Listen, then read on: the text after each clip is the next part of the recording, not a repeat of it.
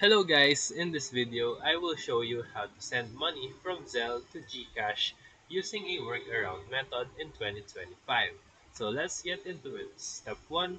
Zelle only works with US banks. So you'll need to send the money from Zelle to a US based friend or your own US bank account.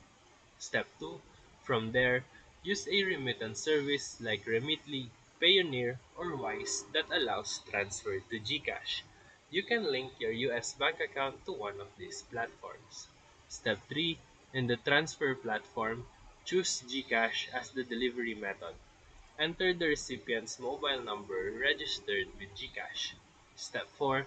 Confirm the amount, review fees and estimated delivery time, and complete the transfer. Step 5. Your recipient should get the funds in their GCash wallet shortly after the confirmation. So this method works because Zelle does not directly integrate with GCash. So if this video helped you, feel free to like and subscribe for more quick tutorials, reviews, and comparison videos. Thank you for watching.